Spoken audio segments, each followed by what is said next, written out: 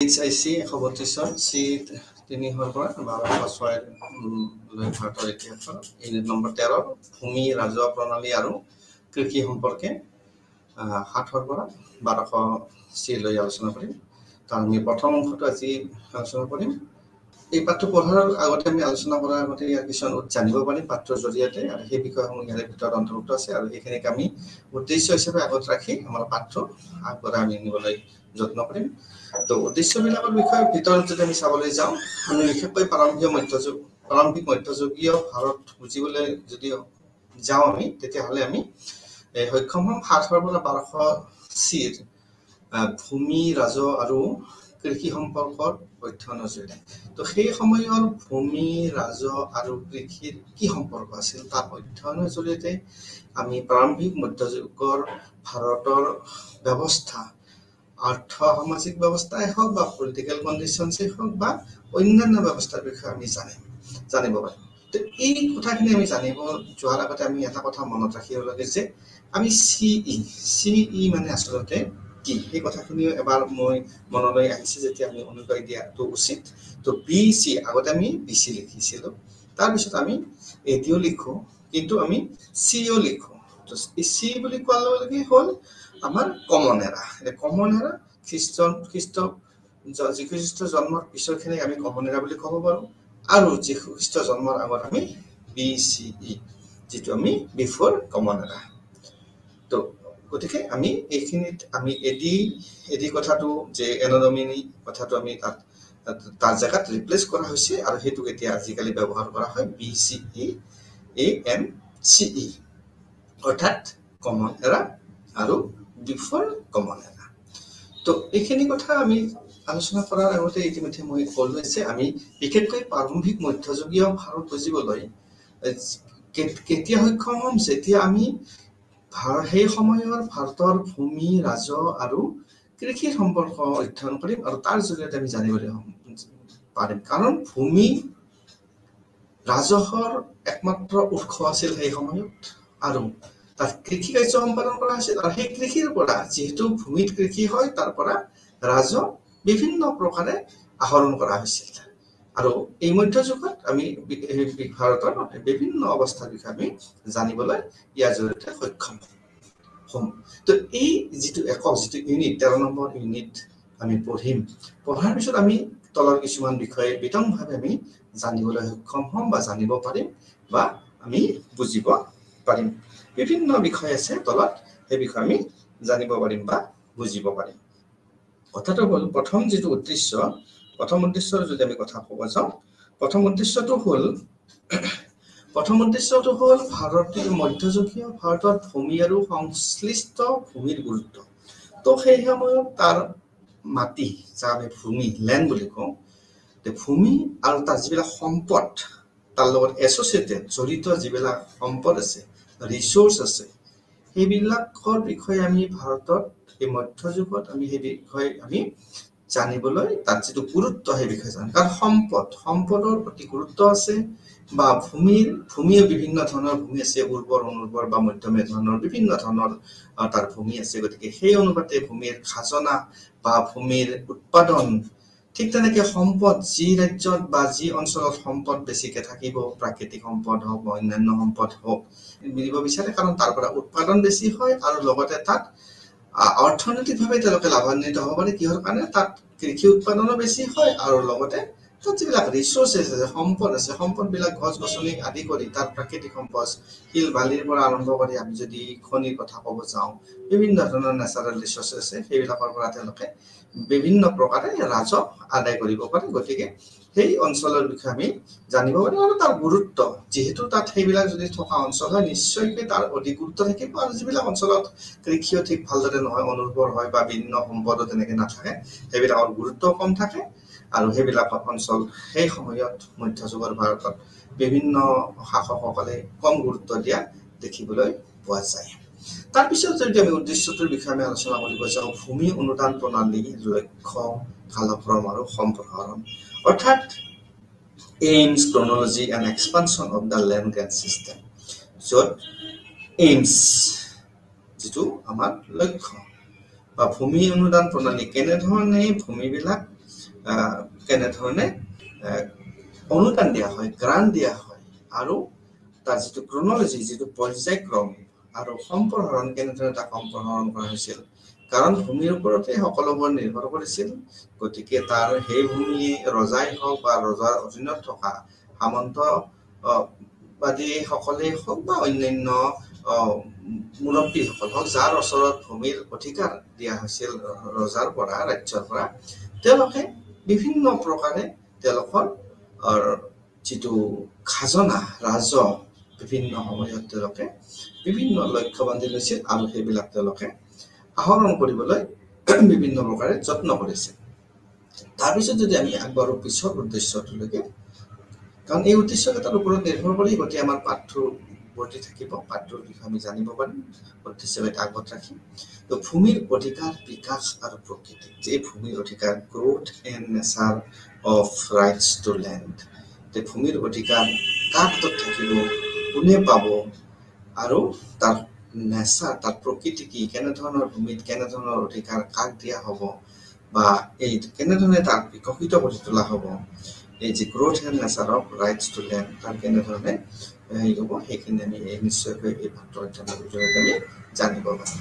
তাৰপিছত ৰাজহ প্ৰণালী আৰু ৰাজ্যিক কৃষক, জমিদাৰ আৰু গাঁৱৰ ভূমিকা আমি যদি চাব চাওঁ, revenue system and the role of the state present, landlords and village. তো ৰাজহ প্ৰণালী, যিটো ৰেভিনিউ চিষ্টেম, ৰেভিনিউ কেনেধৰণে আদায় কৰা হ'ব, কাৰ পৰা আদায় কৰা হ'ব, কি কি প্ৰকাৰৰ ৰেভিনিউ হ'ব, কি সময়ত হ'ব, ৰেভিনিউ পুনৰ ল'ব পৰা যায় নেকি, এইবিলাক কথা আমি এই পাঠটোৰ জৰিয়তে আমি জানিব পাৰিম। তাৰপিছতে আমি দেখিছোঁ যে role of the state present, ষ্টেটৰ, ৰাজ্যৰ যিবিলাক কৃষক আছে তেওঁলোকৰ কেনেধৰণে ভূমিকা পালন কৰে এই ক্ষেত্ৰত, সেই কথা আমি জানিব পাৰিম। তাৰপিছতে আমি জানিব পাৰিম যে লেণ্ডলৰ্ড এণ্ড ভিলেজ, যে গাঁওসকলেও তাত বিভিন্ন ধৰণে ভূমিকা, কাৰণ গাঁৱৰ তাত কিছুমান ধৰণৰ কৰ্তৃত্ব আছিলে, আৰু জমিদাৰ, নিশ্চিতভাৱে জমিদাৰসকলক, জমিদাৰ বুলি কোৱাৰ লগে এটা কথাই মনলৈ আহে যে তেওঁলোকে মাটি বাৰীৰ মালিক, তেওঁলোকক অধিকাৰ দিয়া হয় ৰজাৰ পৰা, ৰজাক তেওঁলোকে বিভিন্ন ধৰণে সন্তুষ্ট কৰিবলগীয়া, সেইটো এটা অন্য বিষয়, কিন্তু তেওঁলোকে মাটিৰ অধিকাৰ পায়, আৰু তেওঁলোকে এই ৰাজহ আদায় কৰাৰ ক্ষেত্ৰত তেওঁলোকৰ যথেষ্ট ভূমিকা থাকে, আনকি গাঁৱৰো ভূমিকা থাকে, যিহেতু তেওঁলোকৰ মাটিৰ ওপৰতে বিভিন্ন ধৰণৰ কৰ কাটন লগোৱা হয় কৃষকসকলৰ ওপৰত, আৰু সেইবিলাক বিভিন্ন সময়ত, নিৰ্দিষ্ট সময়ত তেওঁলোকে আদায় দিব লাগে। তাৰপিছত যদি আমি যাওঁ ভাৰতীয় উপমহাদেশত কৃষিৰ উন্নয়ন, এই যে ভাৰতীয় উপমহাদেশ যে এগ্ৰেৰিয়ান ডেভেলপমেণ্ট ইন দ্য ইণ্ডিয়ান সাবকণ্টিনেণ্ট, ভাৰতীয় উপমহাদেশত কেনেধৰণে কৃষি উন্নয়ন হৈছিল, কেনেধৰণে কৃষিত গুৰুত্ব প্ৰদান কৰা হৈছিল, কৃষিত জলসিঞ্চনৰ ব্যৱস্থা কৰা হৈছিল নে নাই, বা কৃষি প্ৰণালীবদ্ধভাৱে কৰা হৈছিল নে নাই, বা উৰ্বৰ মাটিত কি ধৰণৰ, যি ধৰণৰ শস্য হয় সেই ধৰণৰ শস্য। তো এই বিভিন্ন কথাৰ বিষয়ে আমি এই যে ভাৰতীয় উপমহাদেশত কৃষিৰ বিকাশ বা উন্নয়নৰ বিষয়ে আমি জানিব পাৰিম। তাৰপিছৰ পৰ্যায়লৈকে যদি আমি আহোঁ, বিভিন্ন কৃষি বসতিৰ চৰিত্ৰ আৰু কাৰ্য, যাক আমি character and functions of different agricultural settlements. তো এই এগ্ৰিকালচাৰৰ বেছ কৰি যিবিলাক মানুহ বসতি আৰম্ভ কৰিছিল বিভিন্ন জেগাত, তো সেইবিলাকৰ বিভিন্ন ধৰণৰ কাৰ্য থাকে আৰু বিভিন্ন ধৰণৰ তাৰ চৰিত্ৰ নিহিত হৈ থাকে। যদি আমি এতিয়া কৃষি, আমি বসতি, মানুহে ক'ত কেনেকৈ বসতি, য'ত যেনেধৰণৰ শস্য বা কৃষিকাৰ্য সম্পাদন কৰিব পৰা যায়, তাৰ ওচৰতে মানুহে সাধাৰণতে বসতি স্থাপন কৰে, অৰ্থাৎ ছেটেল লাইফ এটা আৰম্ভ কৰে, যাতে তাৰ পৰা তেওঁলোকৰ কৃষি কাৰ্য সম্পাদন কৰাত সহজ হয় আৰু সুকলমে তেওঁলোকে কাৰ্যবিলাক কৰিব পাৰে। তাৰ ভিতৰত যেতিয়া তেওঁলোকে তাত আৰম্ভ কৰিব, তেওঁ বিভিন্ন সুবিধা অসুবিধাবিলাক তেওঁলোকে পৰ্যালোচনা কৰে, যেনে তাত কৃষি উৰ্বৰ হয় নে নহয়, তাত ঠিকমতে হ'বনে নাই, তাত কিবা অনিষ্টকাৰী কিবা থাকিব পাৰে নেকি, তাত পানী যোগানৰ কিবা ব্যৱস্থা আছে নেকি। তাৰোপৰি পৰ্যায়ক্ৰমে পিছত এইবিলাক বজাৰৰ কথালৈকেও আহিল, বজাৰ পাবনে নাই, তেনেধৰণৰ বিভিন্ন কথা জড়িত হৈ থাকে এইবিলাকৰ ওপৰত। আৰু পিছৰ আৰু এটা আমি যদি লক্ষ্যৰ কথা, উদ্দেশ্যৰ কথা আমি আলোচনা কৰিব যাওঁ, যে প্ৰাৰম্ভিক মধ্যযুগীয় কৃষি অৰ্থনীতিৰ বিশেষত্বসমূহ। ফিচাৰ্ছ অফ আৰ্লি মিডেভেল এগ্ৰেৰিয়ান ইকনমি যেহেতু এগ্ৰেৰিয়ান কৃষিৰ ওপৰত নিৰ্ভৰ কৰা অৰ্থনীতিকে আমি এগ্ৰেৰিয়ান অৰ্থনীতি কৃষি অৰ্থনীতি বুলি আমি ক'ব পাৰোঁ খেতিৰ ওপৰত নিৰ্ভৰ কৰে আৰু সেই আৰ্লি মিডেভেল সময়ত যেটো প্ৰাৰম্ভিক মধ্যযুগ আছিল তাত বিভিন্ন ধৰণৰ তাৰ ফিচাৰ বিশেষত্ব বা বৈশিষ্ট্য দেখিবলৈ পোৱা যায় বা চৰিত্ৰ দেখিবলৈ পোৱা যায় সেই বিষয়ে আমি এই পাঠৰ যোগেদি আমি জানিব পাৰিম ইয়াৰ পিছত আমি আহো এই পাঠটোৰ বিষয়ে এটা চমু পৰিচয় ফালে আমি আগবাঢ়ো তো এই পাঠটোত আমি যেটা পৰিচয় বা আৰম্ভণি তো সমসাময়িক যি হিষ্টৰী য'ত ৰেকৰ্ডবিলাক আমি পাওঁ তো ভাৰতীয় ইতিহাসৰ দুটা পৰ্যায়ত আমি পাইছোঁ ভূমি ৰাজহ আৰু কৃষি সম্পৰ্ক স্তৰত উপস্থাপন তো আমি ইয়াত two phases of Indian history at the level of the land লেণ্ডৰ ক্ষেত্ৰত আমি দুটা পৰ্যায়ত আমি পাইছোঁ ভূমি ৰাজহ আৰু কৃষি সম্পৰ্ক তো ভূমি ৰাজহ আৰু কৃষি সম্পৰ্ক তো ভূমি ৰাজহ ভূমি থাকিলে তাত কৃষি হ'ব আৰু তাত ৰাজহ থাকিব ৰাজহ হ'ব গতিকে কেনেধৰণে তাত হ'ব সেই বিষয়ে আমি এই পাঠ্যৰ যোগেদি আমি পঢ়িম তাৰপিছত আমি প্ৰাৰম্ভিক ভাৰতীয় ইতিহাস সমৃদ্ধিৰ যুগ হিচাপে কল্পনা কৰা হয় তো প্ৰাৰম্ভিক যেটো যুগ আছিলে সেইটো ইতিহাসৰ এটা সমৃদ্ধ এটা সুন্দৰ এটা প্ৰস্পাৰিটি যুগ বুলি আমি ক'ব পাৰোঁ আৰু বা তাক কল্পনা কৰা হয় আৰু ইমেজিন কৰা হয় আৰু বিভিন্ন দীৰ্ঘ দূৰত্বৰ বিভিন্ন দেশ দূৰন্তলৈকে বিভিন্ন ধৰণৰ বাণিজ্য ব্যৱস্থা আছিলে ট্ৰেড এণ্ড কমাৰ্চৰ ব্যৱস্থা আছিলে তাৰপিছত বাণিজ্য বিস্তাৰৰ দ্বাৰা চিহ্নিত কিছুমান নগৰীয় কেন্দ্ৰ হৈছিলে য'ত বাণিজ্য য'ৰ পৰা আৰম্ভ হয় য'ত বাণিজ্য হয় তাত নিশ্চয় এটা নগৰীয় কেন্দ্ৰ স্থাপন হয় তো নগৰীয় তেনেকৈ নগৰবিলাকৰো উন্নয়ন হৈছিলে নগৰবিলাক উন্নয়ন হ'লে তাৰ লগত বিভিন্ন ধৰণৰ জড়িত কথা আহি পৰে তাৰপিছত আমি দেখিম যে কম অসমৰ ভূমিৰ বিতৰণ সেইখিনি সময়ত যিটো প্ৰাৰম্ভিক মধ্যযুগৰ কথা প্ৰাৰম্ভিক মানে ভাৰতীয় ইতিহাসৰ কথা কৈ আছোঁ আমি তাত ভূমিৰ ক্ষেত্ৰতো যিটো ডিষ্ট্ৰিবিউশ্যন অফ লেণ্ড ভূমিৰ বিতৰণ সেইটোতো যিটো সমতা নাছিল যদিও একেবাৰে অসমতা নাছিল অসমতাৰ পৰিমাণ সেই সময়ত তাত কম বুলি আমি অনুমান কৰিব পাৰোঁ তাৰপিছত আমি চাব যাব পাৰোঁ সাম্প্ৰদায়িক ভূমিৰ মালিকনা ইত্যাদি আৰু যে মাটিৰ মালিক সেইবিলাক হ'ল কমনেল লেণ্ড অনাৰ্ছ আছিলে তেওঁলোকৰ বিভিন্ন সম্প্ৰদায়ৰ লোকৰ মানুহৰ মাজত মাটিৰ মালিকীস্বত্ব আছিলে গতিকে আমি এইটো কথাই অনুমান কৰিব পাৰিছোঁ যে প্ৰাৰম্ভিক ভাৰতীয় ইতিহাসৰ সমৃদ্ধিৰ যুগ হিচাপে কল্পনা কৰিব পাৰি আৰু সেই সময়তে ঠিক দীৰ্ঘ দূৰত্বৰ বাণিজ্য বা বিভিন্ন অঞ্চলত বাণিজ্যৰ বিস্তাৰ হৈছিল নগৰীয় কেন্দ্ৰ স্থাপন হৈছিলে আৰু ভূমি বিতৰণৰ ক্ষেত্ৰত তাৰ অসমতাৰ পৰিমাণটো কম আছিলে আৰু সাম্প্ৰদায়িক ভূমিৰ মালিকনা এইবিলাক তাত দেখিবলৈ পোৱা গৈছিলে গুপ্ত যুগত এটা বৃহৎ যুগ গুপ্ত কাল এটা তেওঁলোকে গুপ্তসকলে শাসন কৰিছিল তাৰ পিছৰ সময়ত আমি যদি চাব যাওঁ কালত ভাৰতীয় শাস্ত্ৰীয় যুগৰ সামন্তবাদ হিচাপে কল্পনা চিহ্নিত কৰা হয় আৰু পৰিৱৰ্তনৰ দ্বাৰা স্থানীয় তাত যিবিলাক পৰিৱৰ্তন হৈছিল ৰাজ্য গঠন হৈছিল স্থানীয় ৰাজ্য গঠন হৈছিল গ্ৰাম্য আৰু কৃষি অৰ্থনীতিৰ দৰে কৃষি সম্প্ৰসাৰণ হৈছিল তাত বিভিন্ন ধৰণৰ কৃষি সম্প্ৰসাৰণ এক্সপানশ্যন হৈছিলে কৃষি অৰ্থনীতি তাত গা কৰি উঠিছিলে গ্ৰাম্যতে হওক বা অন্যান্য অঞ্চলতে হওক কৃষি অৰ্থনীতি গা কৰি উঠিছিলে কৃষিৰ সম্প্ৰসাৰণ হৈছিল আৰু জনজাতিসকলক কৃষি কাৰ্যৰ লগত নিয়োজিত কৰা হৈছিল জড়িত কৰা হৈছিল তেওঁলোকে কৃষি কাৰ্য সম্পাদনত ব্যস্ত হৈ থাকিছিলে বাণিজ্য আৰু নগৰৰ কেন্দ্ৰ হ্ৰাস তো ইয়াত এনেকুৱা এটা এই পৰ্যায়ত কিন্তু আমি যদি দেখা পাওঁ আগত আমি দেখিছিলোঁ যে নগৰীয় কেন্দ্ৰ কিছুমান বিস্তাৰ হৈছিলে কিন্তু ইয়াত কি হৈছিলে বাণিজ্য আৰু নগৰৰ কেন্দ্ৰ হ্ৰাস হৈছিল তো নগৰ আৰু কেন্দ্ৰৰ সাধাৰণতে নগৰ কেন্দ্ৰ হ্ৰাস হ'ব নালাগে নগৰ কেন্দ্ৰ বৃদ্ধি হ'ব লাগে বাণিজ্য বৃদ্ধি হ'ব লাগে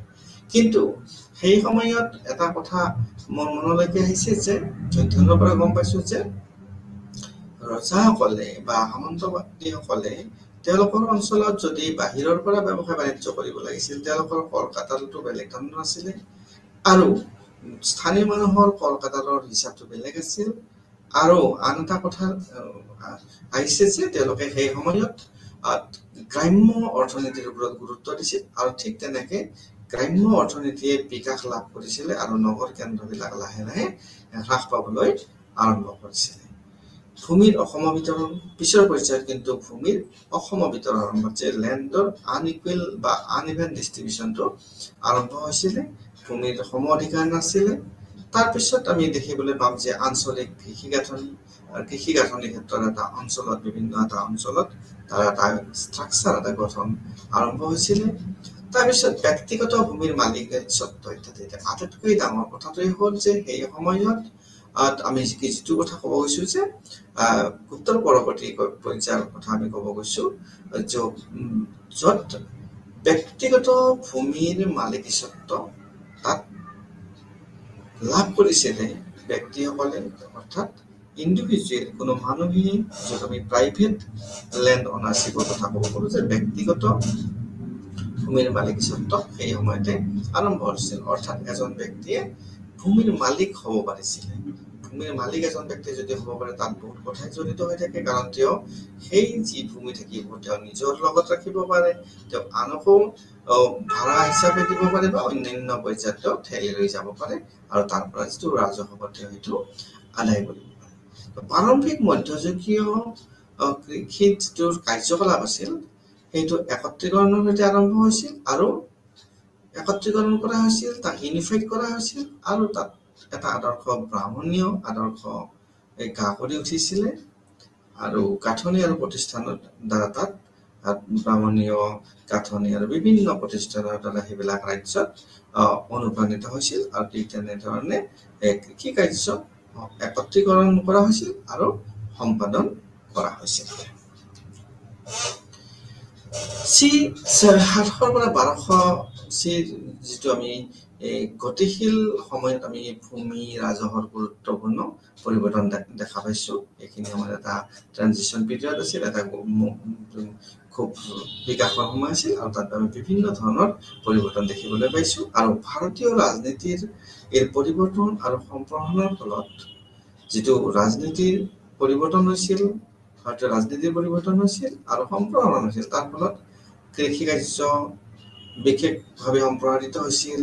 তাৰ যিটো অৰ্থনীতি ইকনমি, যিটো এখন ৰাজ্য চলাবৰ কাৰণে তাত বিভিন্ন অৰ্থনৈতিক ব্যৱস্থাৰ প্ৰয়োজন হয়। অৰ্থনীতি বুলি ক'লে টকা পইচাৰ কথাও ইয়াত নিশ্চিতভাৱে আহিব, কিনা বেচাৰ কথা আহিব, মুদ্ৰাৰ কথা আহিব বা বিভিন্ন ধৰণৰ আইন কামত কথা আহিব।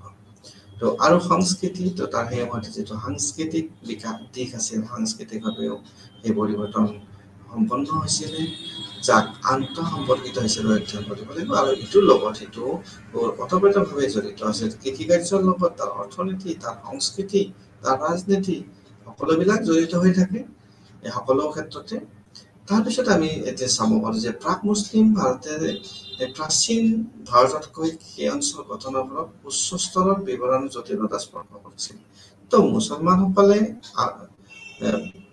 শাসন কৰাৰ আগতে বিভিন্ন ধৰণৰ প্ৰাচীন কালত কৃষি ক্ষেত্ৰত বিভিন্ন জটিলতা আহি পৰিছিলে, কিন্তু তাৰপিছত আমি দেখিবলৈ পাম সেই জটিলতা কিছু পৰিমাণে শিথিল হৈছিল আৰু তাৰ এটা বিশেষ কাৰণ আছিল। তো ৰাজনৈতিকভাৱে প্ৰাৰম্ভিক মধ্যযুগীয় সময়ছোৱাত ইজনে সিজনৰ সৈতে যুঁজি থকা আঞ্চলিক শক্তিৰ উত্থান হয়। তো যেতিয়া ৰাজনৈতিকভাৱে প্ৰাৰম্ভিক মধ্যযুগত মাটিৰ কাৰণেই হওক বা ৰাজহৰ কাৰণেই হওক বা ক্ষমতাৰ কাৰণেই হওক ইজনে সিজনৰ লগত যেতিয়া যুদ্ধত লিপ্ত হৈছিল, তেওঁলোকৰ নিজৰ মাজতে ক্ষতি হৈছিল আৰু তেওঁলোকৰ যুদ্ধৰ লিপ্ত হৈ থকাৰ সুযোগ লৈ পেলাই বিভিন্ন ধৰণৰ আঞ্চলিক শক্তিৰ তাত উত্থান হৈছিল আৰু তেওঁলোকে গা কৰি উঠিছিলে। তো এক দীৰ্ঘম্যাদী শক্তিৰ অনুপস্থিতিত এটা ৰাজনৈতিক বিকাশ আৰু অস্থিৰতা ব্যাপক হৈ পৰিছিল।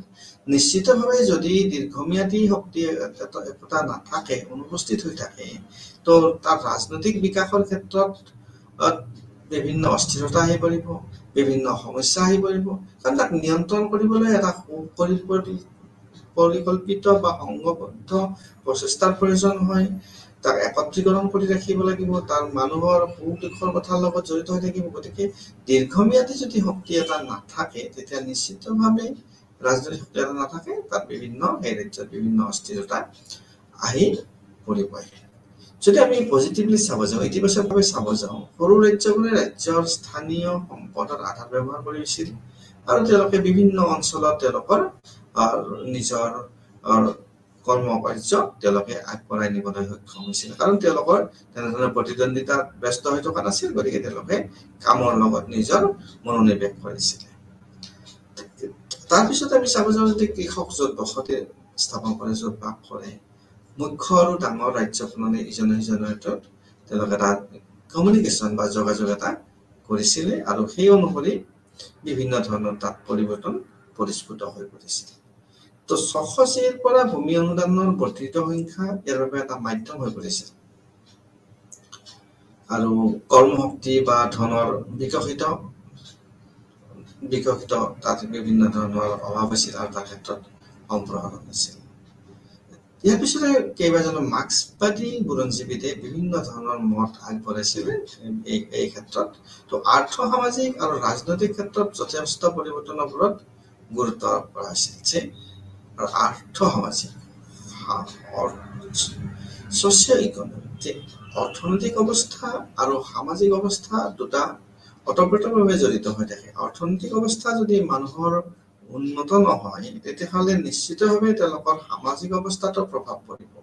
তো অৰ্থনৈতিক অৱস্থা উন্নত হ'বৰ কাৰণে তেওঁলোকক নিশ্চিতভাৱে তাত বিভিন্ন ধৰণৰ কৰ্ম কাৰ্য জড়িত হৈ থাকিব লাগিব মানুহবিলাক, আৰু সেইবিলাক কৰিবৰ কাৰণে যিহেতু সেইবিলাক আমি 600 কথা ক'ব গৈ আছো, তো তেতিয়া মানুহৰ মূলত কৃষিয়ে মূল সম্পদ আছিল তেওঁলোকৰ অৰ্থনৈতিক বিকাশৰ, আৰু সেইটোৱে তেওঁলোকে সমাজ পাতি সামাজিকভাৱে তেওঁলোকে নিজৰ প্ৰয়োজনবিলাক পূৰণ কৰিবলৈ চেষ্টা কৰিছিল। আৰু ৰাজনৈতিকভাৱে যিমান প্ৰভাৱ পেলাব পাৰে শাসকসকলে তেওঁলোকৰ ওপৰত প্ৰভাৱ পেলাবলৈ যত্ন কৰিছিল, আৰু সেইমতে তেওঁলোকে কৰ কাটল আদায় কৰি লৈছিল। লাহে লাহে ভূমি অনুদানৰ ফলত প্ৰক্ৰিয়াবোৰ পৰিৱৰ্তন হ'বলৈ ধৰিলে, আৰু তাৰ ফলতে ভাৰতত কি হৈছিল, ভাৰতীয় সামন্তবাদৰ সৃষ্টি হৈছিলে। সামন্তবাদী সৃষ্টি হোৱাৰ লগে লগে তেওঁলোকৰ হাতত বিভিন্ন ধৰণৰ ৰজাই ক্ষমতা অৰ্পণ কৰিছিলে, আৰু সেই অনুসৰি তেওঁলোকৰ অধীনৰ লোকসকলক তেওঁলোকে ব্যৱহাৰ কৰিছিল। অৰ্থাৎ ভূমি ৰাজহৰ বৈপ্লৱিক পৰিৱৰ্তন প্ৰণালী আৰু 700 কৃষিক ভাৰতীয় সামন্তবাদৰ আৰম্ভণি বুলি কোৱা হয়। তো যিহেতু সেইখিনি 600 ভাৰতীয় সামন্তবাদ গঠন হৈছিল বিভিন্ন প্ৰক্ৰিয়াৰ ফলত, আৰু এইখিনিকে ভূমি ৰাজহৰ বৈপ্লৱিক পৰিৱৰ্তন হ'ল বিভিন্ন প্ৰণালীত, আৰু ইয়াক ভাৰতীয় সামন্তবাদৰ আৰম্ভণি বুলি কোৱা হৈছে। তো আমি এই আৰম্ভ হোৱা এই পৰিৱৰ্তন বিভিন্ন এলেকাত বিদ্যমান আছিলে, আৰু আমি বিভিন্ন ধৰণে আমি চেষ্টা কৰিম আমাৰ এই পৰৱৰ্তী পাঠত আমি তাক জানিবলৈ। আৰু মূলত উত্তৰ ভাৰতত এই বিভিন্ন ধৰণৰ ইয়াত মেছেজ কঢ়িয়াই নিয়া হৈছিলে, আৰু গোটেই ভাৰতীয় উপমহাদেশজুৰি। এতিয়া আহিম ভূমি। সেই সময়ত ভূমি কাৰ হাতত আছিল, কেনেকে আছিল, কেনেকে তাক ব্যৱহাৰ কৰা হৈছিল, কেনেকে তাৰ ৰাজহ সংগ্ৰহ কৰা হৈছিল, কেনেকে তাৰ লোকসকলে ভূমিৰ জৰিয়তে উপকৃত হ'ব পাৰিছিল।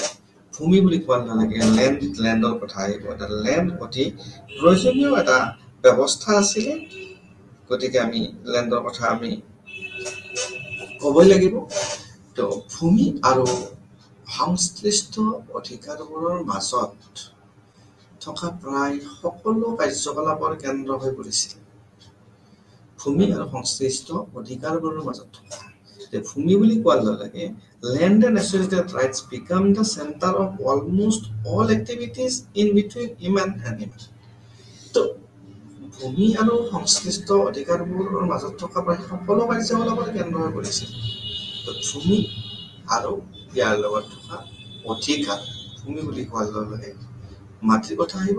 মাটিত বিভিন্ন ধৰণে বিভিন্ন প্ৰকাৰে তাত অধিকাৰ সাব্যস্ত কৰা হৈছিল, আৰু তাত বিভিন্ন কাৰ্যকলাপ কৰা হৈছিল, আৰু সেইখিনি 700 পৰা 1200 ভিতৰত আমি অধ্যয়নত পাম। প্ৰাৰম্ভিক মধ্যযুগীয় ভাৰতীয় অৰ্থনীতি, ৰাজনীতি, সমাজ আৰু ধৰ্ম অধিক সংযুক্ত হৈ পৰিছিল। তো সেই সময়ত প্ৰাৰম্ভিক মধ্যযুগীয় ভাৰতত তাৰ অৰ্থনীতি, ইকনমি, ৰাজনীতি, পলিটিক্স, সমাজ, ছ'চাইটি আৰু ধৰ্ম, ৰিলিজিয়ন অধিক সংযুক্ত হৈছিল, অৰ্থাৎ ইউনিফাইড হৈছিল, কাৰণ ইটোৰ লগত ইটোৰ সম্পৰ্ক আছিল। অৰ্থনৈতিক বিকাশ হ'বলৈ তাত ধৰ্মীয় কথা তাৰ লগত সংযুক্ত হৈ আছিল, ৰাজনৈতিক কথা প্ৰকাশ্য থাকিব, তাত সামাজিক কথাও থাকিব।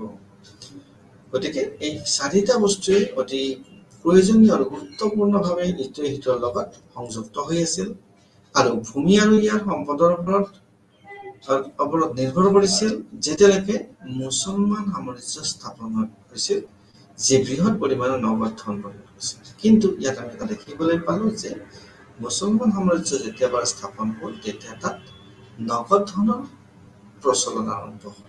অৰ্থাৎ তেওঁলোকে মাটি কৰ্মৰ সলনি মাটি বা শস্য নিদি পেলাই তেওঁলোকে কিন্তু নগদ ধনৰ প্ৰচলন আৰম্ভ কৰিছিলে।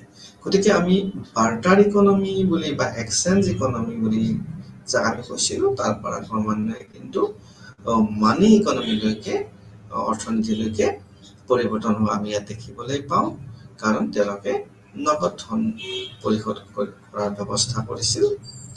তাৰপিছত মাটিখিনি ৰজাসকলৰ বাবে উপাৰ্জনৰ আটাইতকৈ গুৰুত্বপূৰ্ণ উৎস হৈ পৰিছিল। আৰু নিশ্চিতভাৱে যিহেতু মই ইতিমধ্যে কৈ আহিছোঁ যে মাটি হ'ল ৰাজহৰ মূল উৎস সেই সময়ত। তো মাটিখিনি ৰজাসকলৰ বাবে উপাৰ্জনৰ আটাইতকৈ গুৰুত্বপূৰ্ণ উৎস হৈ পৰিছিল। নিশ্চিতভাৱে তেওঁলোকৰ যিহেতু ৰজাৰ অধিকাৰ থাকে মাটিৰ ওপৰত, তেওঁলোকৰ source of revenue, source of income through taxes, কৰৰ যোগেদি তেওঁলোকে বিভিন্ন প্ৰকাৰে কৃষকৰ পৰা মূলত তেওঁলোকে ৰাজহ সংগ্ৰহ কৰিছিলে। বিত্তীয় সংকটৰ সময়ত ধৰ্মীয় সম্প্ৰদায় আৰু সাৰ্বভৌম বিষয়াসকলৰ দ্বাৰা প্ৰদান কৰা সেৱাৰ বিনিময়ৰ মাধ্যম হিচাপে ভূমি জাৰি কৰিছিল। যেতিয়া অৰ্থনৈতিক সংকট হৈছিলে, নিশ্চিতভাৱে অৰ্থনৈতিকভাৱে সেই সময়ত ৰজাসকলে মাজে মাজে দেউলীয়া হৈছিল বা সমস্যাৰ সন্মুখীন হৈছিল, আৰু তেতিয়াই বিভিন্ন সম্প্ৰদায় বা বিভিন্ন ছভৰেন যিটো অফিচিয়েলছ আছিলে, তেওঁলোকে বিভিন্ন সেৱা আগবঢ়াইছিল সেই সময়ত। তেতিয়া তেওঁলোকক ভূমি তেওঁলোকক দিয়া হৈছিল, কাৰণ সেই সময়ত বিত্ত দিবলৈ নাথাকিছিলে। গতিকে তেওঁলোকে বিনিময়ৰ মাধ্যম হিচাপে, সেৱাৰ কাৰণে বিনিময়ৰ মাধ্যম হিচাপে তেওঁলোকক ভূমি জাৰি কৰিছিল। কাৰণ দুই ধৰণে কৰিব পাৰিছিলে, একটো ভূমি দি পেলাই কৰিব পাৰিছিলে, আনটো অৰ্থ দি পেলাই কৰিব পাৰিছিলে। এনেদৰে ৰজাসকলে দেশ ব্যৱহাৰ কৰিবলৈ আৰু অধিক আহৰণ কৰিবলৈ চেষ্টা কৰিছিল, আৰু তেওঁলোকে ইজনে সিজনৰ লগত বিভিন্ন সময়ত যুঁজ দিছিল, কাৰণ তেওঁলোকৰ শক্তি বৃদ্ধি কৰিবৰ কাৰণে, তেওঁলোকৰ অৰ্থনৈতিক অৱস্থা বৃদ্ধি কৰিবৰ কাৰণে তেওঁলোকে বিভিন্ন প্ৰকাৰে চেষ্টা চলাই গৈছিল। তাৰপিছত যিখন আমাৰ সমসাময়িক যিখন সমাজখনো অধিক স্তৰযুক্ত আৰু জটিল হৈ পৰিছিল। তো লাহে লাহে কমপ্লেক্সিটি বাঢ়ি আহিছিলে, জটিলতাৰ ফালে আগবাঢ়িছিলে সমাজখনে, কাৰণ তাত অধিকাৰ, অৰ্থ আৰু বিভিন্ন কথা তাত সোমাই পৰিছিল। গতিকে জটিলতা লাহে লাহে আৰম্ভ হ'ল। ভূমিৰ পৰিমাণ সামাজিক গতিশীলতা আৰু স্থিতি প্ৰতীকৰ মাধ্যম হৈ পৰিছিল। তো ভূমিৰ পৰিমাণ, সামাজিক গতিশীলতা আৰু সামাজিক স্থিতি এইটো এটা প্ৰতীকৰ মাধ্যম হৈ পৰিছিল। এতিয়াও যিটো আমি ষ্টেটাছ চিম্বল বুলি আমি কৈ থাকোঁ, সেই সময়ত যাৰ হাতত অধিক ভূমি আছিলে, সেইটোৱে তেওঁলোকক এটা ষ্টেটাছ চিম্বল হিচাপে তেওঁলোকক এটা মাধ্যম হৈ পৰিছিল।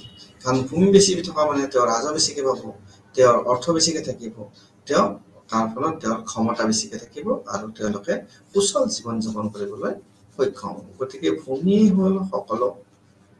তাৰপিছত আমি কৃষকৰ যিটো স্থিতি আছে, তাত যথেষ্ট পৰিৱৰ্তন আৰু উত্থান হোৱা আমি দেখিবলৈ পাইছোঁ।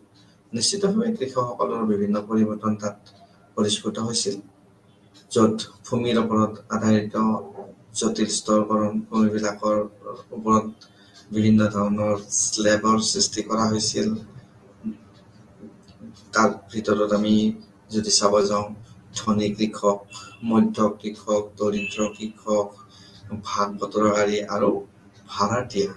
তো কৃষকসকলকো বিভিন্ন স্তৰত বিভিন্ন পৰ্যায়ত ভাগ কৰা হৈছিল। তাৰে ভিতৰত ধনী কৃষক, তেওঁলোকৰ ৰিচ মধ্য কৃষক মিডিয়াম তেওঁলোক দৰিদ্ৰ একেবাৰে পৰ কৃষক ভাগ বতৰা য'ত নেকি তাত আধিয়াৰ বা শ্বেয়াৰ হিচাপত কৃষি কৰিব দিয়া হয় আৰু ভাৰতীয় কৃষক টেনেণ্ট হয় তেওঁলোকক কিবা এটা নিৰ্দিষ্ট হাৰত খেতি কৰিবলৈ দিয়া হয় আৰু তাৰ পৰা উৎপাদন তেওঁলোকে এটা অংশ লৈ লয় গতিকে ভূমিৰ ওপৰত আধাৰিত বিভিন্ন স্তৰত ভাগ কৰা হৈছিল আৰু তাত আমি দেখিবলৈ ধনী কৃষক মধ্য কৃষক দৰিদ্ৰ কৃষক আৰু ভাগ বতৰাকাৰী আৰু এটা শ্ৰেণী আছিলে সেইটো হ'ল ভাৰতীয় তো ধনী আৰু ভাৰতীয়ৰ মাজত আকাশ পাতাল পাৰ্থক্য আছিলে ধনী কৃষক হয়তো তেওঁলোকৰ মাটিৰ মালিকাধীন আছিলে আৰু ভাৰতীয় কৃষক তেওঁলোকৰ মাটিৰ কোনো অধিকাৰ নাছিলে তেওঁলোকৰ হাতত মাটি নাছিলে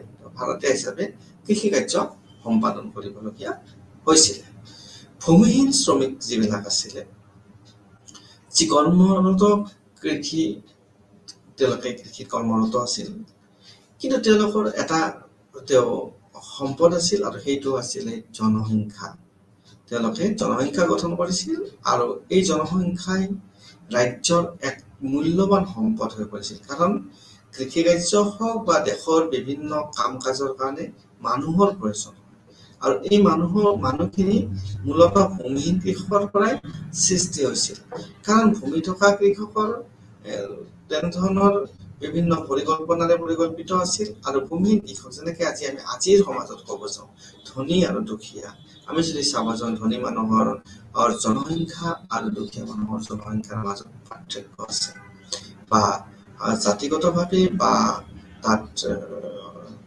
বিভিন্নভাৱে তাত বিভিন্ন আমি পৰিৱৰ্তন দেখিবলৈ পাওঁ তো আগৰ তুলনাত এতিয়াও তেনেধৰণৰ ব্যৱস্থাবিলাক চলি আছে আৰু এই জনসংখ্যাই কৃষিত কৰ্মৰত কৃষি কাৰ্যত হওক এটা সম্পদ হিচাপে গঢ়ি উঠিছিল আৰু তেওঁলোকে বিভিন্ন কামত নিয়োজিত হৈছিল প্ৰাৰম্ভিক মধ্যযুগৰ অৰ্থনীতিত মাটি সংগঠিত পৰিৱৰ্তিত আৰু চাৰিওফালে কাম কৰিছিল প্ৰাৰম্ভিক মধ্যযুগত কি হৈছিল অৰ্থনীতিত মাটিবিলাক এটা সংগঠিত এটা চিষ্টেমৰ মাজেৰে আগবাঢ়ি গৈছিলে তো সেই সময়ত এটা ষ্ট্ৰাকচাৰ্ড আৰু মডিফাইড বা ফাংচন এটা চিষ্টেমত চলি আছিলে তাৰপিছতে ভূমি ৰাজহত এক গুৰুত্বপূৰ্ণ অৰ্থ হৈছিল আমি ইতিমধ্যে কৈ উঠিছো যে ভূমি এটা চোৰ্চ অফ ৰেভিনিউ এটা ইম্পৰ্টেণ্ট চোৰ্চ অফ ৰেভিনিউ হৈ পৰিছিলে কাৰণ অন্য এনেধৰণৰ কোনো চোৰ্চ নাছিল যিয়ে ভূমিতকৈ অধিক ৰাজহ দিব পাৰে তো ভূমিত অধিক গুৰুত্ব দিয়া হৈছিল আৰু সেইকাৰণে আমি তাত প্ৰতিফলন দেখিবলৈ দিছো ভূমিক বিভিন্ন ব্যৱহাৰকাৰীক বিভিন্ন ভাগত ভাগ কৰা হৈছিল ধনীৰ পৰা একেবাৰে ভাৰতীয়লৈকে বিভিন্ন ভাগত ভাগ কৰা হৈছিল ৰজাসকলেও সাম্ৰাজ্যলৈ তেওঁলোকৰ সেৱাৰ বাবে ব্যক্তি আৰু প্ৰতিষ্ঠানলৈ মাটি দান কৰিছিল তো ৰজাসকলে কি কৰিছিল তেওঁলোকক যিবিলাক সেৱা আগবঢ়াইছিল যিবিলাক লোকে তেওঁলোকক বা অনুষ্ঠান প্ৰতিষ্ঠানে আগবঢ়াইছিল তেওঁলোকক মাটি দান দিয়া হৈছিল আৰু আমি দেখিবলৈ পাম যে ভূমি অনুদান 1200 দ্বাৰা এক সাৰ্বভাৰতীয় বৈশিষ্ট্য হৈ পৰিছিল আৰু প্ৰায় সকলো ধৰণৰ ভূমি যেনে উৰ্বৰ অৰ্ধ উৰ্বৰ শুকান বা বন্যা বা চৰণভূমি আৰু অন্যান্য বাৰ্ষিক পৰিৱেশ এক প্ৰকাৰত অন্তৰ্ভুক্ত কৰা হৈছিল তো ভূমিবিলাক তো এটা বিশেষ ৰাজহৰ চোৰ্চ হৈ পৰিছিল আৰু তেওঁলোকে ভূমি তেওঁলোকক সহায় কৰা ব্যক্তিসকলক ৰজাসকলে সেৱাৰ বাবে দান দিছিলে আৰু এই এক সৰ্বভাৰতীয় বৈশিষ্ট্য হৈ পৰিছিল আৰু সকলো ধৰণৰ ভূমি যেনে উৰ্বৰ বুলি ক'লে ফাৰ্টাইল অৰ্ধ উৰ্বৰ অলপ কম শুকান মানে যিটো ড্ৰাইলেণ্ড আছিল বন্ধ্যা বা চৰণভূমি যিবিলাকত চৰণীয়া পথাৰ হিচাপে আছিল আৰু অন্যান্য পাৰিপাৰ্শ্বিক যিটো ইক'লজিকেল বা এনভাইৰনমেণ্টেল কথা আছে অন্তৰ্ভুক্ত কৰা হৈছিল ভূমিবিলাকক ধৰ্ম প্ৰতিষ্ঠান আৰু সম্প্ৰদায়বোৰো অৱতৰণত মেগনেট হিচাপে আত্মপ্ৰকাশ কৰিছিল ধৰ্ম প্ৰতিষ্ঠানবিলাক বা সম্প্ৰদায়বোৰ তেওঁলোকৰো বিভিন্ন ধৰণৰ অধিকাৰ আছিল আৰু তেওঁলোকে বিভিন্ন প্ৰকাৰে আত্মপ্ৰকাশ কৰিছিল ৰজাসকলে তেওঁলোকৰ অনুগ্ৰহ আৰু সেৱাৰ বাবে ভূমি প্ৰদান কৰিছিল ৰজাসকলে কি কৰিছিলে তেওঁলোকৰ যিটো অনুগ্ৰহ তাৰ বাবে আৰু সেৱা যিটো চাৰ্ভিচ আছিলে তাৰ কাৰণে তেওঁলোকে ভূমি প্ৰদান কৰিছিলে, ভূমি দিছিলে। ব্ৰাহ্মণসকলক দিছিলে ভূমি, মন্দিৰক ভূমি দিয়া হৈছিলে, চৰকাৰী বিষয়া আৰু ৰাজকীয় আত্মীয়সকল যিবিলাক আছিলে তেওঁলোকক ভূমি দিয়া হৈছিল। আৰু এই ভূমি অনুদানৰ যোগেদি তেওঁলোকে যিবিলাক ভূমি পাইছিল তেওঁলোকে লাভান্বিত হৈছিল আৰু তেওঁলোকে নিজকে জমিদাৰ হিচাপে আত্মপ্ৰকাশ কৰিছিল। কোনবিলাকে? ব্ৰাহ্মণ, মন্দিৰ, চৰকাৰী বিষয়া বা ৰাজকীয় আত্মীয় আছিল, তেওঁলোকক যিহেতু ৰজাই ভূমি অনুদান দিছিল আৰু তেওঁলোকে বিশেষকৈ বেনিফিটেড হৈছিল, লাভান্বিত হৈছিল আৰু তেওঁলোকে জমিদাৰ হিচাপে এই সময়ত আত্মপ্ৰকাশ কৰিছিল, অৰ্থাৎ তেওঁলোকে জমিদাৰিত্ব তেওঁলোকে লাভ কৰিছিল। তাৰপিছত আমি যদি চাব যাওঁ, ইণ্টাৰেষ্টিংলি আমি যদি চাব যাওঁ 700 পৰা 1200 চিট প্ৰাচীন ভাৰতৰ তুলনাত ভূমি ব্যক্তিগত সম্পত্তি হিচাপে মূল্যৱান হৈ পৰিছিল। তো আগৰ তুলনাত পিছত পৰৱৰ্তী সময়ত আমি দেখি পালো যে ভূমি ব্যক্তিগত সম্পত্তি হিচাপে মূল্যৱান হৈ পৰিছিল। ইতিমধ্যে আমি কৈছিলোঁ যে ভূমি ৰাজহৰ এক গুৰুত্বপূৰ্ণ অংশ হৈ পৰিছিল বা উৎস হৈ পৰিছিল আৰু ভূমি ব্যক্তিৰ হাতলৈকেও গৈছিল। আৰু এতিয়া আমি দেখিবলৈ পালো যে প্ৰাচীন ভাৰতৰ তুলনাত ভূমি ব্যক্তিগত সম্পত্তি হিচাপে মূল্যৱান হৈ পৰিছিল। তাৰপিছতে আমি মাটিৰ ব্যৱহাৰৰ অধিকাৰ, বন্ধকী, পুনৰ বিক্ৰী আৰু উপহাৰ মাটিৰ সৈতে অধিগ্ৰহণ কৰা হৈছিল আৰু দেনীসকলে ইয়াক ব্যৱহাৰ কৰিবলৈ মুক্ত আছিল। অৰ্থাৎ দেনীসকলে মাটিৰ ব্যৱহাৰৰ অধিকাৰ, কোনে ব্যৱহাৰ কৰিব, কেনেধৰণে ব্যৱহাৰ কৰিব, মাটি বন্ধকী বুলি কোৱাৰ লগে লগে মৰ্টগেজৰ কথা আহিব। তো সেইবিলাক অধিকাৰো তেওঁলোকে লাভ কৰিছিল। মৰ্টগেজ দিয়াৰ অধিকাৰ, তাৰপিছতে পুনৰ বিক্ৰী অৰ্থাৎ ৰিচেলৰ কথা ইয়াত আহিছে, পুনৰ বিক্ৰী কৰিব পাৰে, বা উপহাৰ যিটো আমি কি বুলি ক'ব পাৰো, উপহাৰ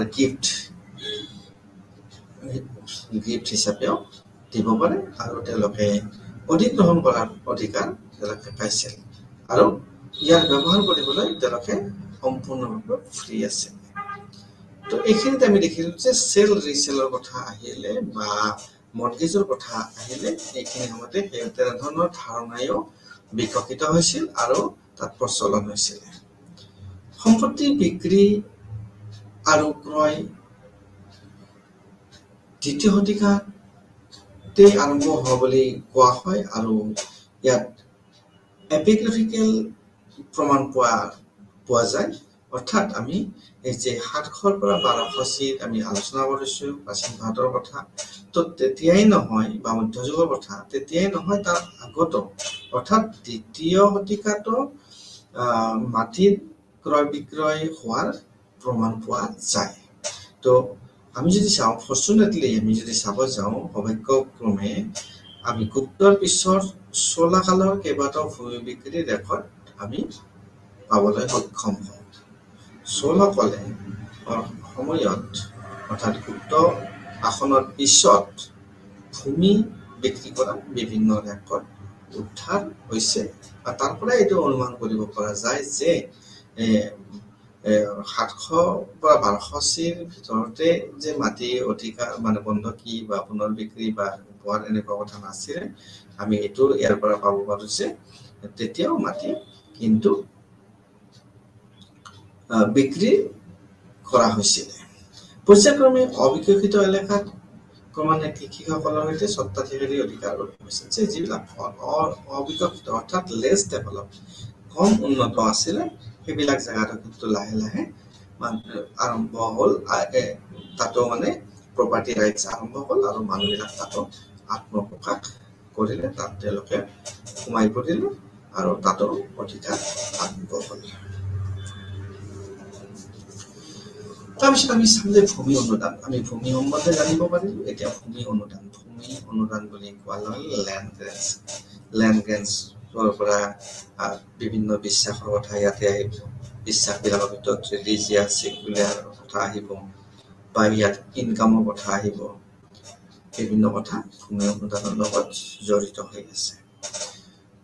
যোগ্যতা বা পুণ্য প্ৰাপ্তি কৰা আৰু পাপ ধ্বংস কৰা নিশ্চিত উপায় হিচাপে ভাৰতীয় সংস্কৃতিত ব্ৰাহ্মণ লোক আৰু ধৰ্ম প্ৰতিষ্ঠানক উপহাৰ বা দান এক সমৃদ্ধ পৰম্পৰা আছে। যে নিজে যোগ্যতা বা পুণ্য প্ৰাপ্তিৰ কাৰণে বা পাপ ধ্বংস কৰিবৰ কাৰণে, পাপৰ পৰা মুক্তি পাবৰ কাৰণে আমাৰ ভাৰতীয় সংস্কৃতিত কি কৰা হৈছে, ব্ৰাহ্মণসকলক বা ধৰ্মীয় প্ৰতিষ্ঠানক মাটি বুলি নহয়, উপহাৰ বা দান দিয়াৰ এক পৰম্পৰা আছে। উপহাৰ আৰু দান বিভিন্ন প্ৰকাৰৰ বিভিন্ন ধৰণে দিব পাৰে, কিন্তু নিজৰ যোগ্যতা বা পুণ্য প্ৰাপ্তিৰ কাৰণে, নিজৰ লাভৰ কাৰণে বা পাপ নোহোৱা কৰিবৰ কাৰণে বিভিন্ন ধৰণে ব্ৰাহ্মণসকলক বা ধৰ্মীয় প্ৰতিষ্ঠানক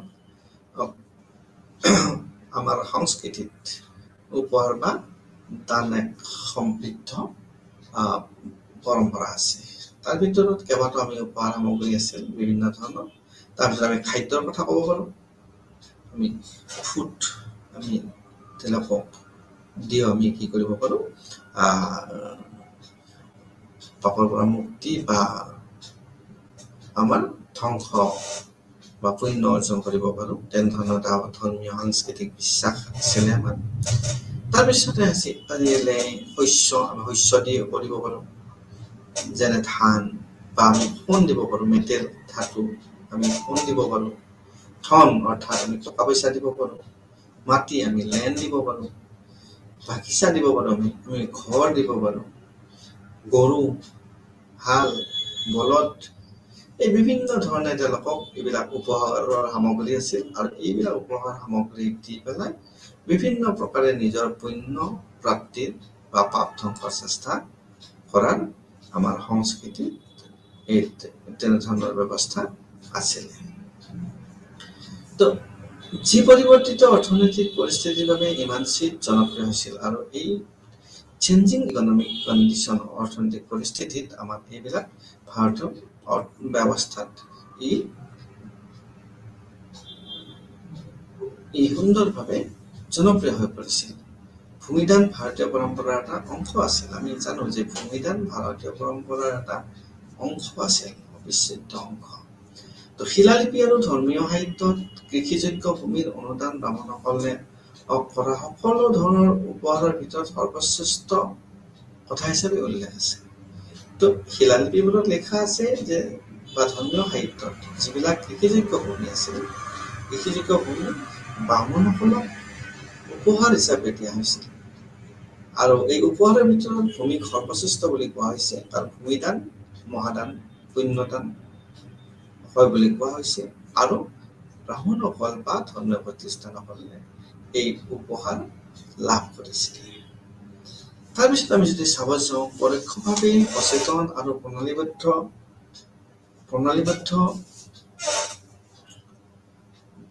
প্ৰণালীবদ্ধ ভূমি অনুদানৰ ব্যৱস্থাই ব্ৰাহ্মণসকলে জীৱিকাৰ উপায় প্ৰদান কৰিছিলে। আৰু তাৰ বিনিময়ত তেওঁলোকে ৰাজতন্ত্ৰ আৰু ৰজাসকলক তেওঁলোকে ধৰ্মীয় অনুদান আগবঢ়াইছিলে। তো ৰজাই উপকৃত হৈছিল আৰু ব্ৰাহ্মণসকলেও উপকৃত হৈছিল এই ভূমি অনুদানৰ জৰিয়তে। আৰু তাক এটা চিষ্টেমেটিক ৱেত তাক কৰা হৈছিলে। আৰু তাৰপিছত আমি যদি চাবলৈ যাওঁ যে আমি যদি ৰাজনৈতিকভাৱে আমি এই কথাটো আলোচনা কৰিবলৈ যাওঁ, তো ভূমি অনুদানে শাসকসকলৰ সম্পদৰ আধাৰ সম্প্ৰসাৰিত কৰিছিল। পলিটিকেলি যদি আমি চাওঁ, যিটো আমি ৰিলিজিয়াছ আমি এটা বিলিফ আমি বিশ্বাস কৰি পেলাই এইখিনি কথা আলোচনা কৰিছোঁ। যদি আমি ৰাজনৈতিকভাৱে চাব যাওঁ, ভূমি অনুদানে শাসকসকলৰ সম্পদৰ আধাৰ সম্প্ৰসাৰিত কৰিছিল। নিশ্চিতভাৱে তেওঁলোকৰ সম্পদৰ আধাৰ সম্প্ৰসাৰিত কৰিছিল। তেওঁলোকৰ সম্পদ বৃদ্ধি হৈছিল, তেওঁলোকৰ অৰ্থ বৃদ্ধি হৈছিল, তেওঁলোকে চহকী হৈ পৰিছিল। চতুৰ্থ পৰা পঞ্চম শতিকাত ভূমি অনুদান প্ৰণালী গংগা উপত্যকাত আৰম্ভ হৈছিল। তো আমি ক'ব পাৰোঁ যে ভূমি অনুদান প্ৰণালী চতুৰ্থৰ পৰা পঞ্চম শতিকাৰ ভিতৰত আৰম্ভ হৈছিল, আৰু সেইটো ক'ত হৈছিল, গংগা উপত্যকাত। আৰু উত্তৰ ডেকান আৰু অন্ধ্ৰৰ ওপৰতো বিয়পি পৰিছিল। তাত আৰম্ভ হৈ পেলাই গংগা উপত্যকাত আৰম্ভ হৈ পেলাই লাহে লাহে উত্তৰ ডেকান আৰু অন্ধ্ৰতো বিয়পি পৰিছিল এই ব্যৱস্থাটো, ভূমি অনুদান ব্যৱস্থাটো। ষষ্ঠ আৰু সপ্তম শতিকাত ভূমি অনুদানে পূব আৰু পশ্চিম ভাৰতক সামৰি লৈছিল। তাৰ পৰৱৰ্তী সময়ত চতুৰ্থ পঞ্চমৰ কথা ক'লো আমি, তাৰপিছত আমি ষষ্ঠ আৰু সপ্তমৰ কথা কৈছো যে ই ক্ৰমান্বয়ে প্ৰথমতে ই গংগা উপত্যকাৰ পৰা উত্তৰ ডেকান আৰু অন্ধ্ৰত বিয়পি পৰিছিল আৰু তাৰপিছত পূব আৰু পশ্চিম ভাৰতক ই সামৰি লৈছিল। অষ্টম নৱম শতিকাত দক্ষিণ ভাৰত ভূমি অনুদানৰ সংস্কৰণ কৰিছিল পৰ্যায়ক্ৰমে ফেজ ৱাইজ। নেক্সট ফেজত আহিছিলে অষ্টম নৱম শতিকাত আৰু সেইখিনি হৈছিল দক্ষিণ ভাৰতৰ ভূমিবিলাক অনুদানৰ সংস্পৰ্শলৈ আহিছিল। তাৰপিছত আমি দেখিব ত্ৰয়াংশ শতিকাত শেষলৈকে ভূমি অনুদান ব্যৱস্থা হৈ পৰিছিল সমগ্ৰ ভাৰতীয় উপমহাদেশত এক অভিন্ন আৰু সাৰ্বজনীন বৈশিষ্ট্য। অৰ্থাৎ যিটো বস্তু চতুৰ্থ পঞ্চমত আৰম্ভ হৈছিল গংগা উপত্যকাত, তাৰপিছত সেই ক্ৰমান্বয়ে সম্প্ৰসাৰিত হৈ ভাৰতীয় উপমহাদেশৰ গোটেই অঞ্চল বিয়পি পৰিছিল। ভূমি অনুদানে হস্তান্তৰতকৈ ভূমি অধিকাৰ অধিক বুজাইছিল। যে ভূমি অনুদান দিয়াৰ হস্তান্তৰতকৈ ভূমি অধিকাৰ যিটো ৰাইটছ তাক অধিককৈ বুজাইছিল। আমি যদি উদাহৰণ চাব যাওঁ বহু ক্ষেত্ৰত আমি দেখিবলৈ পাওঁ ৰাজহ, প্ৰাকৃতিক আৰু গাঁওখনৰ অৰ্থনৈতিক সম্পদৰ সৈতে কৃষক মানৱ সম্পদবোৰ আছে, কৃষকৰ মানৱ সম্পদ আছে, শিল্পী আৰু অন্যান্য দৰে ডেকান স্থানান্তৰ কৰা হৈছিলে। তাৰপিছত আমি যদি চাব যাওঁ ভূমি অনুদানে শক্তি, সম্পদ আৰু জটিলতাৰ বাবে পৃথক প্ৰৱেশিকাৰ সৃষ্টি কৰিছিল। দান কৰাৰ ক্ষেত্ৰত আধিপত্য আৰু অধীনতাৰ সম্পৰ্ক যিবিলাক আছিলে তাত বিভিন্ন ধৰণে প্ৰভাৱিত কৰিছিল। তো আমি ভূমি অনুদানক দুটা শ্ৰেণীত বিভক্ত কৰিব পাৰোঁ, দুটা ভাগত ভাগ কৰিব পাৰোঁ। লেনদেনটো আমি তাত দুটা ভাগ, এটা হ'ল ধৰ্মীয় আৰু আনটো ধৰ্ম নিৰপেক্ষ, যিটো আমি ইয়াত বঁটা বুলি কৈছোঁ, যাক আমি কি বুলি ক'ব পাৰোঁ, আমি গিফ্ট বুলি ক'ব পাৰোঁ। দুটা ভাগত ভাগ কৰা হৈছিল, এটা হৈছে ধৰ্মীয় আৰু আনটো হৈছে ধৰ্ম নিৰপেক্ষ।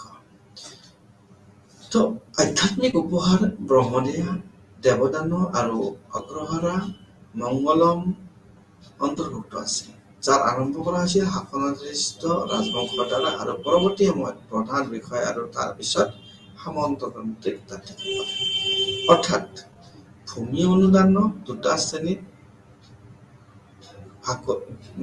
বিস্তৃতভাৱে ভাগ কৰিব পাৰি বুলি কৈছে, এটা ধৰ্মীয় আৰু এটা ধৰ্ম নিৰপেক্ষ। ধৰ্মীয় বুলি কোৱাৰ লগে লগে আধ্যাত্মিক উপহাৰৰ কথা আহিব। তাত ব্ৰহ্মদেয় ব্ৰাহ্মণসকলক দিয়া বা দেৱদান বা অগ্ৰহাৰা বিভিন্ন ধৰণে অন্তৰ্ভুক্ত আছে আৰু সেইবিলাক আৰম্ভ কৰা হৈছিল শাসনাধীষ্ঠ ৰাজবংশৰ দ্বাৰা আৰু তাৰ পিছত সময়ত প্ৰধানত বিষয় আৰু তাৰপিছত সামন্ততান্ত্ৰিক তান্ত্ৰিক। এক বা একাধিক সংখ্যক ব্ৰাহ্মণক প্ৰদান কৰা ভূমিক কোৱা হৈছিল ব্ৰহ্মদেৱ। তো এজন বা তাতকৈ যদি বেছি মানুহক দিয়া হৈছিল, ব্ৰাহ্মণক দিয়া হৈছিল, তাক ব্ৰাহ্মণক দিয়া হৈছিল, প্ৰদান কৰা হৈছিল ব্ৰহ্মদেৱা বুলি তাক কোৱা হৈছিল। তাৰপিছতে আমি যদি চাওঁ অগ্ৰহাৰা বা মংগলম, ব্ৰাহ্মণসকলক দান কৰা কৰমুক্ত হোৱা হৈছিল, অৰ্থাৎ যিবিলাক দিছিল তাত কোনো ধৰণৰ কৰৰ কথা নাছিলে। তেওঁলোকৰ পুনৰ সংস্থাপনৰ বাবে ক্ৰমান্বয়ে উত্তৰ আৰু দক্ষিণ ভাৰতত তেওঁলোকক দিয়া হৈছিলে আৰু তাৰ দান কৰা হৈছিলে আৰু তাৰ পৰা কোনো কৰ লোৱা হোৱা নাছিল। তাৰপিছত যদি আমি চাব যাওঁ আমি দেৱদানৰ কথা, দেৱদান কাক দিয়া হৈছিলে? ভূমি, দেৱদানৰ ভূমি, মন্দিৰ, মঠ আৰু অন্যান্য ধৰ্মীয় প্ৰতিষ্ঠান দিয়া হৈছিল। আৰু এইবিলাক ব্ৰাহ্মণ আৰু অব্ৰাহ্মণ আছিল, এনেকুৱা নহয় যে অকল ব্ৰাহ্মণেই আছিল, অব্ৰাহ্মণেও এনেধৰণৰ দান লাভ কৰিবলৈ সক্ষম হৈছিল আৰু সেইটোকে কোৱা হৈছিল দেৱদানৰ ভূমি, য'ত মন্দিৰ, মঠ আৰু অন্যান্য ধৰ্মীয় প্ৰতিষ্ঠান আছিল।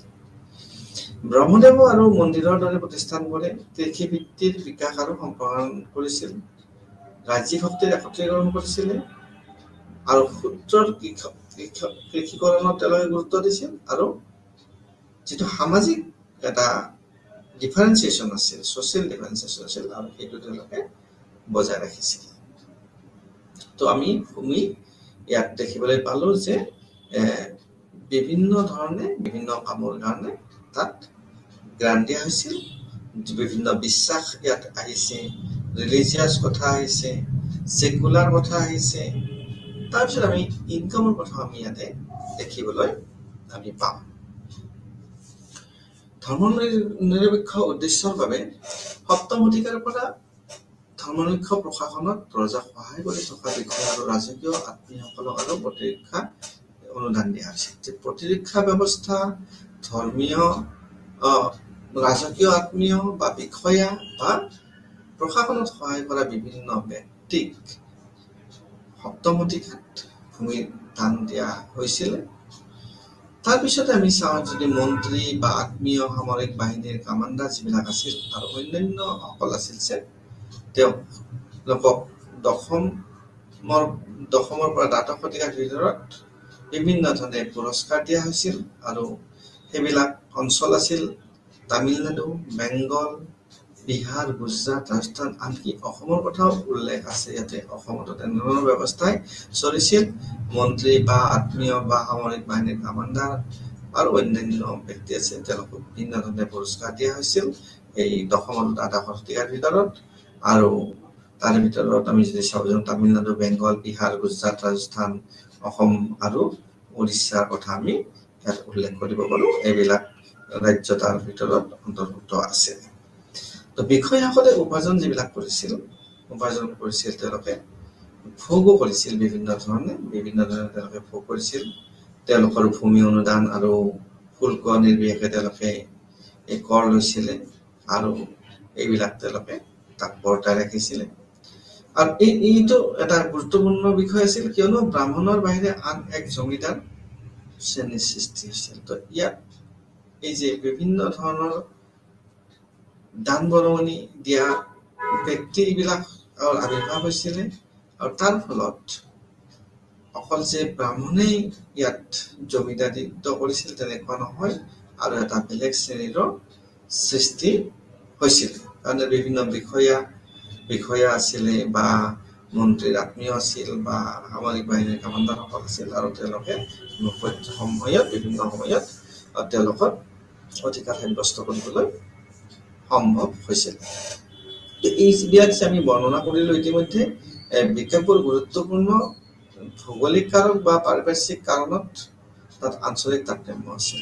নিশ্চিতভাৱে প্ৰাকৃতিকভাৱে সকলো ভূমি বা সকলো অঞ্চল সমান নহয়, গতিকে তাৰ বিকাশবিলাকো বিভিন্ন ধৰণৰ হ'ব পাৰে। গতিকে তাৰ গুৰুত্ব তেনেধৰণে আমি তাৰতম্য আমি দেখিবলৈ পাওঁ। আৰু আমি ইয়াত এনেকুৱা এটা অনুভৱ কৰিব পাৰোঁ যে প্ৰথম ধৰ্মীয় অনুষ্ঠান আৰম্ভ হৈছিল বাহিৰৰ পিছপৰা বা জনজাতি অঞ্চলত আৰু কৃষিযোগ্য এলেকাত, য'ত ব্ৰাহ্মণ আৰু ধৰ্মীয় লোকসকলৰ বাবে প্ৰতিষ্ঠানসমূহে তেওঁলোকৰ অৰ্থনীতি একত্ৰিত কৰিছিল। ব্ৰাহ্মণসকলৰ বা ধৰ্মীয় প্ৰতিষ্ঠানৰ অৰ্থনীতি একত্ৰীকৰণত বিশেষ গুৰুত্ব আছিলে। পিছলৈ কি হ'ল, ধৰ্মনিৰপেক্ষ বঁটা ৰাজতন্ত্ৰ এটা আৰম্ভ কৰা হৈছিল প্ৰশাসন আৰু প্ৰতিৰক্ষাত সহায় কৰা যিবিলাক লোক আছিল তেওঁলোকৰ বাবে। ইয়াৰ যিবিলাক স্থানীয় বাসিন্দা আছিল, বাসিন্দাসকলৰ ওপৰত ভূমি অনুদানৰ প্ৰভাৱ বিভিন্ন অঞ্চলত বিভিন্ন আছিল। বিভিন্ন ধৰণে তেওঁলোকৰ ওপৰত পৰিছিল যে এনে নহয়, তাৰ ওপৰত নিৰ্ভৰ কৰি বিভিন্ন ধৰণৰ তাত দান বৰঙণিও দিয়া হৈছিলে। এতিয়া আমি ভূমিৰ অধিকাৰৰ ফালে, ৰাইটছ টু লেণ্ডৰ ফালে আমি আগবাঢ়িম। ভূমিৰ অধিকাৰ, কাৰ হাতত ভূমি অধিকাৰ আছিলে, আমি লেণ্ড বা লেণ্ড গ্ৰাণ্টছ, তাৰপিছত আমি ভূমিৰ অধিকাৰৰ বিষয়ে আমি আলোচনা কৰিম যে ভূমিৰ অধিকাৰ আৰু কাৰ হাতত ৰাইটছ টু লেণ্ড আছিলে। আমি যদি চাব যাওঁ নেশ্যনেলিষ্ট বা মাৰ্কচিষ্ট বা আৰু এটা তৃতীয় কেটেগৰী আছিল, সেইটো হ'ল এটা হিষ্টৰিয়ানৰ এটা গ্ৰুপ আছিলে। তেওঁলোকৰ বিভিন্ন ধৰণে মত পোষণ কৰিছিলে ভূমি অধিকাৰ কাৰ হাতত থাকিব, কোনে পাব, তেনেধৰণে কথা ইয়াত আলোচনা কৰা হৈছিলে। যদি আমি চাব যাওঁ ইয়াতে বুৰঞ্জীবিদসকলে ভূমিৰ অধিকাৰৰ প্ৰশ্নত তিনিটা স্থিতি বজাই ৰাখে। তিনিটা স্থিতিৰ কথা কোৱা হৈছে, আৰু সেইকেইটাৰ ভিতৰত বিশেষকৈ কৃষিভূমিৰ মালিকীস্বত্ব। কৃষিভূমিৰ মালিকীস্বত্ব এটা ডাঙৰ বিষয় অনাৰশ্বিপ যিটো এগ্ৰিকালচাৰেল লেণ্ড, কৃষিভূমিৰ মালিকীস্বত্ব অনাৰশ্বিপ এগ্ৰিকালচাৰ। তাৰপিছত জাতীয়তাবাদী লিখনিবোৰে ব্যক্তিজনৰ বাবে যুক্তি দিছিল, তেওঁ যুক্তি দিছিল যে সমগ্ৰ ভাৰতীয় ইতিহাসত কৃষকৰ সম্পত্তিৰ মালিকীস্বত্ব বিদ্যমান। কৃষকৰ ওপৰতে তেওঁলোকৰ মতে কৃষিৰ মালিকীস্বত্ব বিদ্যমান বুলি কৈছিল, থকা বুলি কৈছিল। মাৰ্ক্সবাদী বুৰঞ্জীবিদসকলে সমালোচনামূলকভাৱে অনুভৱ কৰিছিল, তেওঁলোকে কৈছিল যে কোনো এজন ব্যক্তিয়ে ব্যক্তিগত হিচাপে ভূমিক ধৰি ৰাখিব নোৱাৰে। আৰু নোৱাৰাৰ কাৰণটোৱে হ'ল যে ইয়াত ৰজা আছিল চূড়ান্ত আৰু উচ্চপদস্থ মাটিৰ গৰাকী। গতিকে মাৰ্ক্সবাদীসকলে যিটো কথা ক'ব খুজিছে যে সমালোচনামূলকভাৱে অনুভৱ কৰিছিল যে কোনো এজন ব্যক্তিয়ে ব্যক্তিগত হিচাপে ভূমিক ধৰি ৰাখিব নোৱাৰে। কিন্তু জাতীয়তাবাদী লিখনিত কোৱা হৈছিল যে কৃষকসকলৰ ওপৰত মালিকীস্বত্ব আছে। আনফালে কিছুমান বুৰঞ্জীবিদসকলে তিনিটা ভাগত ভাগ কৰিছিল আৰু তাত কিন্তু তেওঁলোকে মালিকীস্বত্বৰ ওপৰত গুৰুত্ব দিছিল। তো এই তৃতীয় বুৰঞ্জীবিদৰ যিটো গোট আছিলে মাজৰ পথ লৈছিল, অৰ্থাৎ তেওঁলোকে ক'ব খুজিছিল যে যুটীয়া মালিকীস্বত্ব বা উমৈহতীয়া আৰু বাবে যুক্তি দিছিল, অৰ্থাৎ জইণ্ট অনাৰশ্বিপ লেণ্ডৰ ক্ষেত্ৰত। জইণ্ট বুলি কোৱাৰ লগে লগে কি হ'ব, ৰজাও থাকিব আৰু কৃষকসকলো থাকিব, সেইটো কথা ইয়াত উল্লেখ কৰা হৈছে। তো এনেদৰে যে আমি ক'ব পাৰোঁ যে মালিকীস্বত্ব একাধিক প্ৰকাৰৰ, এক প্ৰকাৰৰ নহয়, কেইবা প্ৰকাৰৰো, য'ত ব্যক্তি আৰু ৰাজকীয়, সাহিত্যিক আৰু পুৰাতাত্ত্বিক উৎসত আমি যদি পাওঁ, ইয়াৰ দ্বাৰা সূচিত কৰা হৈছিল মধ্যযুগীয় ভাৰতত বিৰাজ কৰিছিল বিভিন্ন কথাই। আৰু তাত কোৱা হৈছে যে ব্যক্তিগত একাধিক প্ৰকাৰৰ মালিকীস্বত্ব আছিলে আৰু সেইটো ব্যক্তি আৰু ৰাজকীয়। R.S. শৰ্মা এজন হিষ্টৰিয়ানে ক'ব কৈছিল যে তেওঁ বহুগুণৰ কথা উল্লেখ কৰিছিল ইয়াতে, আৰু ভূমি অনুদান চাৰ্টাৰ যিটো আইন বা এক্ট প্ৰমাণৰ আধাৰৰ ওপৰত আধাৰিত বুলি কৈছিল, আৰু ভূমিৰ ওপৰত শ্ৰেণীবদ্ধ অধিকাৰ আৰু ৰেহাই আৰু বিশেষাধিকাৰৰ পৰা তেওঁ প্ৰকাশ কৰিছিলে। ভূমি অনুদানে ভূমিৰ অধিকাৰত মৌলিক পৰিৱৰ্তন আনিছিল। তো ভূমি যেতিয়া অধিকাৰ ৰজা বা ব্যক্তিৰ হাতত থাকিব, তেতিয়া ভূমিৰ অনুদান যেতিয়া তেওঁলোকে গ্ৰাণ্ট দিব, ভূমিৰ অধিকাৰত মৌলিক পৰিৱৰ্তন আনিছিল। ডেফিনেটলি তাত ফাণ্ডামেণ্টেল চেঞ্জেছ হ'ব, বিভিন্ন পৰিৱৰ্তন হ'ব, কেনেধৰণে কাক দিয়া হ'ব ভূমিৰ অধিকাৰ। প্ৰাচীন কালত ভাৰতত ৰজা আৰু কৃষকৰ ভূমিৰ অধিকাৰ আছিল। তো এতিয়া আমি আগতে উল্লেখ কৰিছিলোঁ যে ৰজাও কৃষিৰ মাটিৰ মালিক আৰু প্ৰজা অৰ্থাৎ কৃষকসকলৰ মালিক, কাৰণ ৰজাই খেতি কৰিব নাযায়, প্ৰজাই খেতি কৰিব, কিন্তু ৰজা সৰ্বোচ্চ শাসনকৰ্তা হিচাপে তেওঁলোকৰ হাতত অধিকাৰ থাকে, আৰু কৃষক হিচাপে কৃষি কাৰ্য সম্পাদন কৰা হিচাপে তেওঁলোকৰ হাতত কৃষিৰ অধিকাৰ থাকে। কিন্তু মধ্যযুগৰ আৰম্ভণিতে মধ্যস্থতাকাৰী অধিকাৰবোৰ ভূমি অনুদানৰ জৰিয়তে সৃষ্টি কৰা হৈছিল। তো তাৰ পৰৱৰ্তী সময়ত কি হ'ল, মধ্যযুগত আৰম্ভণিতে কি হ'ল, কিছুমান মধ্যস্থতাকাৰী ইণ্টাৰমেডিয়েটছ বা মিডিল মেনৰ অধিকাৰ তাত আহিল, আৰু তেওঁলোকে ভূমি অনুদানৰ জৰিয়তে সৃষ্টি কৰা হ'ল ইয়াতে। তো ভূমি অনুদানৰ বাবে ভূমিৰ সামূহিক অধিকাৰ ডেষ্ট্ৰইড হৈছিল। ভূমি অনুদানৰ বাবে ভূমিৰ সামূহিক যিটো অধিকাৰ আছিলে সেইটো ধ্বংস হৈছিল। তাৰপিছতে ভূমিৰ অধিকাৰ ধ্বংস হোৱাৰ পিছত তেওঁলোকে সম্প্ৰদায় আৰু সাম্প্ৰদায়িক সম্পত্তিৰ সামন্ততান্ত্ৰিক সম্পত্তিলৈ পৰিৱৰ্তন কৰিছিল। বিভিন্ন সম্প্ৰদায় বা বিভিন্ন সাম্প্ৰদায়িক সম্পত্তি আছিল, আৰু বিভিন্ন ধৰণে তেওঁলোকে পৰিৱৰ্তন কৰিছিল। আৰু যি উৎপাদনৰ উপায় আৰু প্ৰক্ৰিয়া প্ৰভাৱান্বিত কৰিছিল, যি উৎপাদন চ'ৰ্চেছ অফ প্ৰডাকশ্যন বা তাৰ ছিষ্টেমত বিভিন্ন ধৰণে প্ৰভাৱান্বিত কৰিছিল, আৰু কৃষকসকলক এইবিলাক তেওঁলোকৰ অধীনলৈ লৈ গৈছিল। ভূমিত ব্যক্তিগত অধিকাৰ আছিলে বা সাম্প্ৰদায়িক কৃষি অধিকাৰৰ তাত বিভিন্ন ধৰণে বিকাশ আৰম্ভ হৈছিলে। জ্যোৎস্নামূল্য আৰু বৃহস্পতিয়ে ভূমিক 4টা ভাগত ভাগ কৰিছিল, ভূমিৰ অধিকাৰক 4টা ভাগত ভাগ কৰিছিল, আৰু প্ৰতিটুকুৰা মাটিতে এই ভাগৰ কথা ইয়াত উল্লেখ কৰা হৈছে, য'ত মহীপতি মানে ৰজাক মহীপতি বুলি কোৱা হৈছিলে, ৰজাৰ হাতত ভূমিৰ অধিকাৰ থাকিছিলে। ক্ষেত্ৰ শ্ৰমিক অৰ্থাৎ মাটিৰ মাষ্টাৰ, তাৰপিছতে কাৰখকা অৰ্থাৎ তেওঁলোক খেতিয়ক আছিল, আৰু ৰজাৰ পৰা তেওঁলোকে অনুদান লাভ কৰি পেলাই তাত কৃষি কাৰ্য সম্পাদন কৰিছিলে।